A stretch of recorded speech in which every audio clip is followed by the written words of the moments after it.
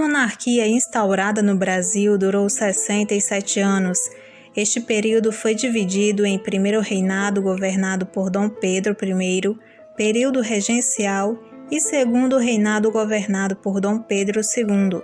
Ao longo desses anos, o território brasileiro foi cenário de acontecimentos que foram cruciais para moldar a monarquia brasileira, até a instauração da República.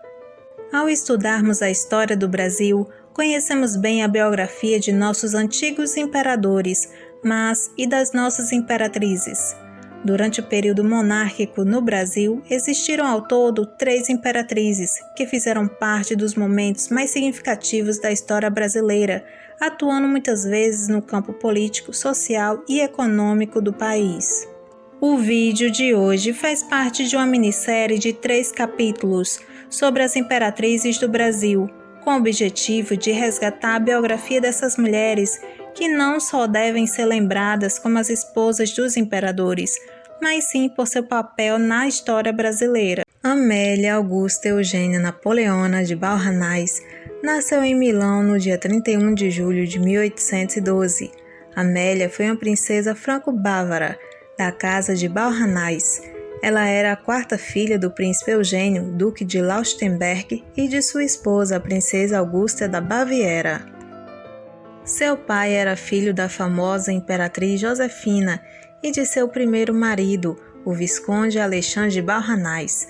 Quando Josefina ficou viúva, casou-se com Napoleão Bonaparte e Eugênio foi adotado oficialmente pelo imperador francês, como filho e feito vice-rei da Itália durante as tratativas de seu casamento com Augusta da Baviera. A mãe de Amélia era filha do rei Maximiliano I José da Baviera e de sua primeira esposa, a princesa Augusta Guilhermina. Logo após a queda do Império de Napoleão em 1814, Eugênio, tendo assumido o título de Duque de Lautenberg, fixou residência em Munique, mas após a morte do ex-imperador da França, a família de Eugênio ficou em situação incerta, sem grandes perspectivas para o futuro. Embora fossem nobres, seu parentesco com Napoleão não facilitava sua circulação entre as cortes e o reconhecimento de sua nobreza. O surgimento da possibilidade de casar Amélia com o imperador do Brasil pareceu para Augusta da Baviera uma excelente alternativa para garantir o reconhecimento da casa de Lautenberg. Após a morte da imperatriz Leopoldina em dezembro de 1826, Dom Pedro I incumbiu ao Marquês de Barbacena a missão de ir à Europa e encontrar uma jovem para ser sua esposa. Essa missão não foi fácil, pois o imperador lhe impôs 4 condições para aceitar uma nova consorte. A moça deveria ser de bom nascimento, bonita, virtuosa e culta. Não eram muitas as princesas disponíveis que possuíam todos os requisitos exigidos pelo imperador. Além disso, a reputação de Dom Pedro I na Europa não era das melhores, pois todos sabiam do seu relacionamento com a Marquesa de Santos, e dificilmente alguma princesa deixaria a corte europeia para se casar com um homem que tinha fama de infiel, sem falar que a jovem iria assumir 5 enteados pequenos. Para piorar a situação, o antigo sogro de Dom Pedro, o imperador austríaco Francisco I, não tinha o genro em bom conceito, além de discordar de suas ideias políticas. Aparentemente, Francisco I teria tentado boicotar a realização de um novo casamento de Dom Pedro I, a fim de garantir que seus netos herdassem o trono brasileiro, se sobrevivessem à infância. 8 princesas recusaram o pedido de casamento do imperador do Brasil, o que tornou o Marquês de Barbacena objeto de escárnio diante das cortes europeias. O Marquês pediu a Dom Pedro I que diminuísse as condições exigidas no perfil da noiva. O imperador cedeu e exigiu que a princesa fosse apenas bela e virtuosa. Desse modo, a princesa Amélia era uma boa candidata. O Visconde de Pedra Branca, ministro em Paris, foi quem a indicou. Amélia não tinha uma linhagem particularmente distinguida por parte de mãe, e seu pai, que foi enteado de Napoleão Bonaparte, em muitos lugares não tinha sua nobreza reconhecida por causa do ódio que boa parte da Europa sentia do ex-imperador francês. Contudo, Amélia era muito bonita, possuindo um rosto delicado e cabelos aloirados, além de ser alta e virtuosa, o que provavelmente atrairia a atenção do imperador. O Marquês de Rezende foi enviado para confirmar a beleza da jovem e escreveu ao imperador cobrindo Amélia de elogios. O Marquês teria dito a Dom Pedro I que a moça tinha um ar de corpo com o que o pintor Corregiu deu nos seus quadros à Rainha de Sabá. Também foi repassado para o imperador que Amélia era muito culta e sensível. O casamento foi rapidamente arranjado e no dia 30 de julho de 1829 foi confirmado o contrato de casamento de Sua Majestade o Imperador Dom Pedro I com a princesa Amélia de Laustenberg. Após firmar o tratado de casamento, Dom Pedro I rompeu definitivamente seu relacionamento com a Marquesa de Santos. A cerimônia do casamento foi realizada por procuração em Munique, na capela do Palácio de Laustenberg, no dia 2 de agosto de 1829, contando com poucos convidados, pois Amélia insistiu em doar para um orfanato em Munique a quantia enviada por Dom Pedro para a realização de uma grande festa para celebrar o casamento. O noivo não participou do casamento, mas foi representado pelo Marquês de Barbacena. Na época, Amélia tinha 17 anos e Dom Pedro I 30. A princesa Augusta da Baviera, mãe de Amélia, a preveniu para as dificuldades pelas quais a filha enfrentaria no Brasil e providenciou que ela fosse preparada, recomendando que a filha demonstrasse seus sentimentos e deixasse de lado a timidez para não desestimular o marido, que ela fosse amorosa com os enteados e, sobretudo, que ela se mantivesse fiel, como imperatriz, aos interesses do povo brasileiro. Amélia chegou no Rio de Janeiro no dia 16 de outubro de 1829.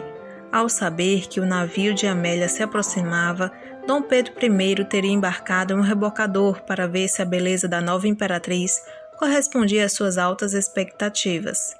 Amélia veio acompanhada de seu irmão, Augusto de Balranás, que por conta da negociação do casamento ganhou o título de Duque de Santa Cruz.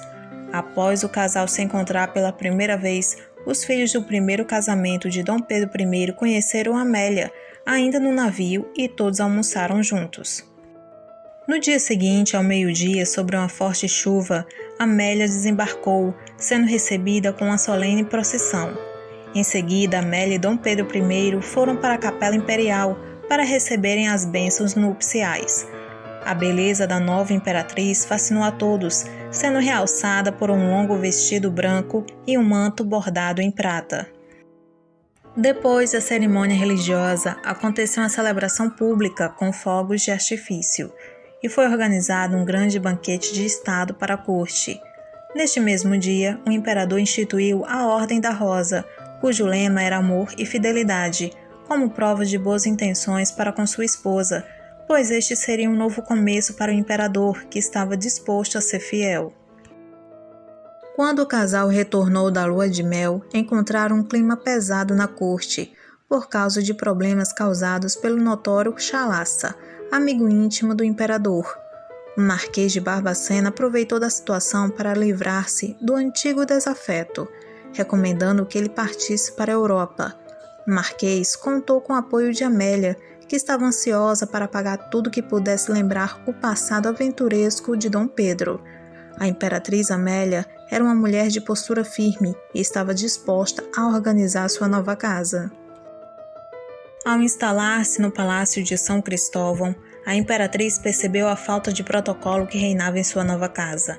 Ela impôs que a corte deveria usar o francês como a língua oficial e o cerimonial deveria ser feito como na corte europeia. Amélia atualizou a moda e a culinária, redecorou o palácio e renovou os serviços de mesa e pratarias, buscando refinar os costumes da corte brasileira. A imperatriz Amélia era muito reconhecida por sua elegância, se tornando famosa no estrangeiro.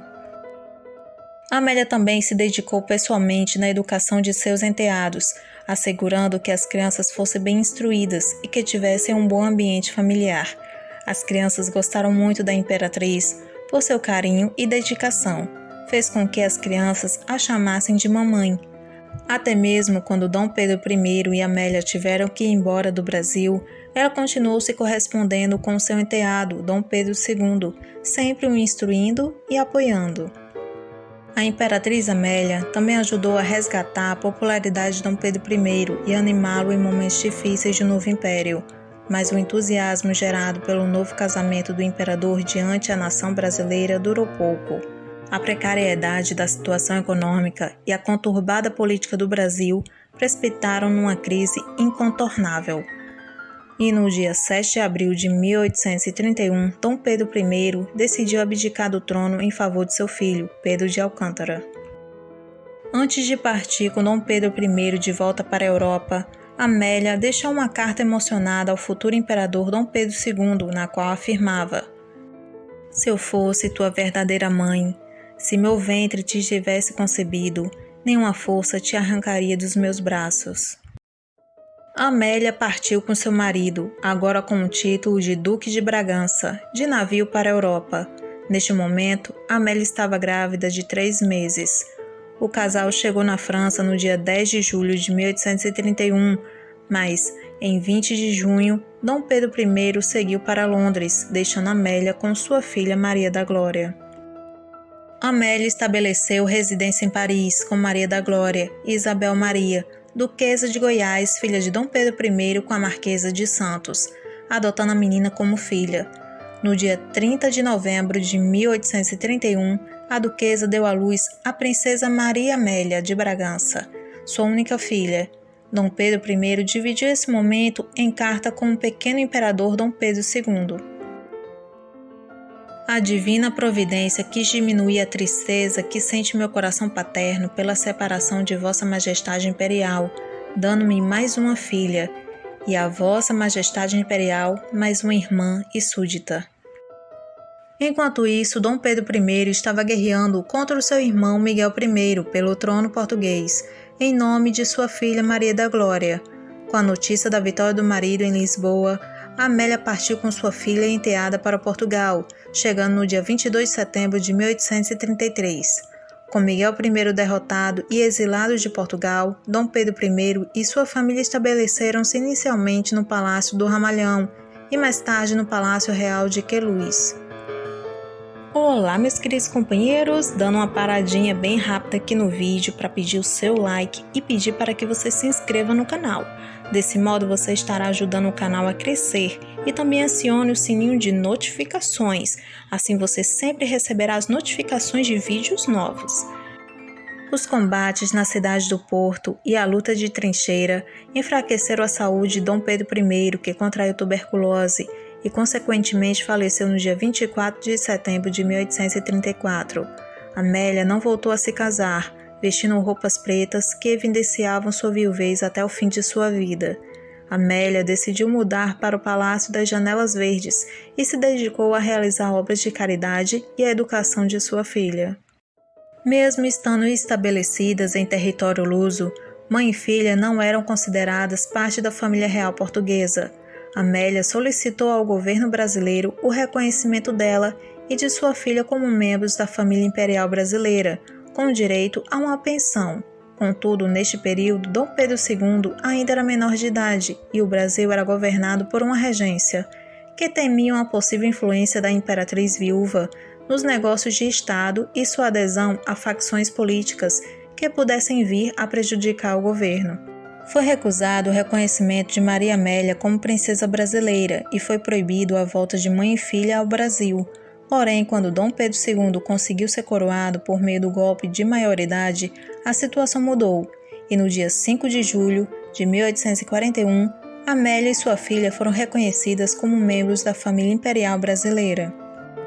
Amélia amava profundamente sua filha e estava muito feliz com o noivado de Maria Amélia com o arquiduque Maximiliano da Áustria, cunhado da imperatriz Sissi, no início de 1852. Porém, a jovem princesa contraiu tuberculose. Para se tratar da doença, mãe e filha se mudaram para Funchal, na Ilha da Madeira, mas Maria Amélia não resistiu e faleceu, aos 21 anos de idade, no dia 4 de fevereiro de 1853. Amélia ficou muito triste com a morte de sua única filha. Todos os anos ela visitava o túmulo de Maria Amélia no dia 4 de fevereiro. Depois de perder o marido e a filha, Amélia dedicou o resto de sua vida à caridade. Entre seus feitos, o mais importante está na construção do Hospital Princesa Dona Maria Amélia, que atendia pessoas carentes com tuberculose na Ilha da Madeira. O hospital continua até hoje atendendo a população da ilha e é mantido por uma fundação criada pela ex-imperatriz. Amélia voltou a residir em Lisboa, onde morou até seus últimos anos de vida. Ela faleceu no dia 26 de janeiro de 1873. Ela foi enterrada em Lisboa junto com a filha e o marido no panteão de São Vicente de Fora. Em 1982, seu túmulo foi trazido para a Cripta Imperial, localizada no Parque da Independência, no Ipiranga, em São Paulo, local onde guarda os restos mortais do imperador Dom Pedro I e da imperatriz Leopoldina. Olá, meus queridos companheiros! Gostaram do vídeo? Se sim, não esqueça de deixar o seu like e se inscreva no canal. Isso ajuda muito mesmo o canal a crescer. Desde já agradeço por sua companhia aqui durante o vídeo. Até a próxima!